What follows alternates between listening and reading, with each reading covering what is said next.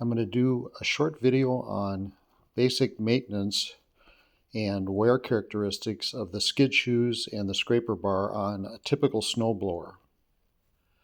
Cub Cadet, like most of them, have a 2-bolt system with the skid shoes, and they're reversible, so you can wear the bottom for quite a while and then turn them over and have more wear on them.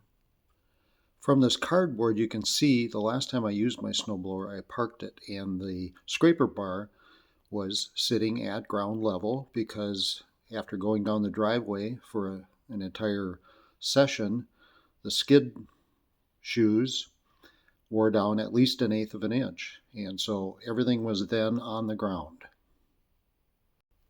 Many people don't realize that if you bought a new snowblower and you just keep using it, the skid shoes will wear down, and eventually the scraper bar in the back, which is metal, will be on the ground all the time, and it'll wear more quickly. The simple solution to that is, at the end of every session, once your snowblower has dried, take a couple pieces of cardboard. In this case, I'm using a piece that's 3/8 inches thick, and set that under the scraper bar so the skid shoes are not on it, or on the floor or on another piece of cardboard. Then you simply loosen the 2 bolts on both sides of the skids and drop them down that amount. I have a light behind the scraper bar, so you can see I've adjusted it, and mine is approximately 3/16 off of the ground now. So all of the skidding will be done on the shoes, not on the scraper bar. Now the scraper bar is replaceable and it is adjustable on most snowblowers, but it's a lot easier to maintain it if you keep raising the or dropping the skid shoes that 1/8 inch between snowblowing sessions. Essentially, the scraper bar will last a lot longer, and the skid shoes will be a lot easier to replace. One other advantage, if the scraper bar is right down at ground level, if you hit a crack in the cement, along that line, sometimes your snowblower will jump. So this will get everything cleaned down to 1/8 inch of the cement each session. But again, the skid shoes will wear down at least 1/8 of an inch after pushing the weight of your snowblower around the driveway for a whole session. So I do this every time between uses. I also have a couple of these old Toro S200s. They don't have any adjustable skids. There's just a wear bar. You might have to replace that. They're still available. But one other tip for people that have these, you don't have to necessarily buy new paddles.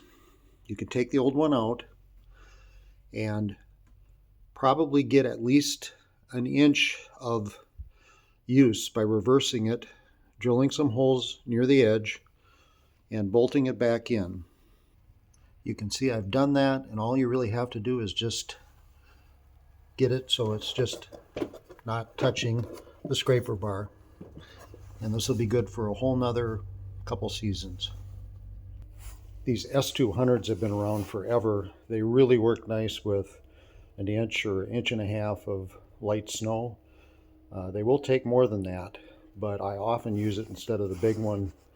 When we get 3 or more inches and the plow goes by, you need to use the big blower. I really like the Cub Cadet brand. The 357 engine is very powerful. This thing will throw snow 45 feet. They make 2 and 3 stage ones. This one is a 30-inch wide. They have quite a few gears or drive levels. This one has lights, heated hand grips, 2 reverse, and 6 feeds forward.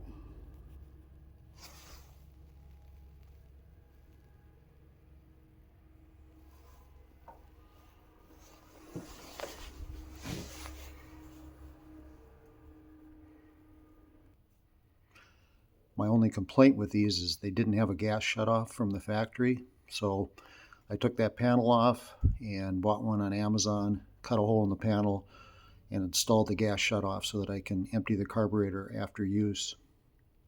One last comment about Cub Cadet. This is the actual oil drain pipe, which is really convenient. So it's easy to change the approximate quart of oil that the engine takes without a whole lot of hassle. I hope this was useful. I'm in Minnesota, so we get to use these things fairly often. Hope you enjoyed this and it's a benefit to you. Have a good day.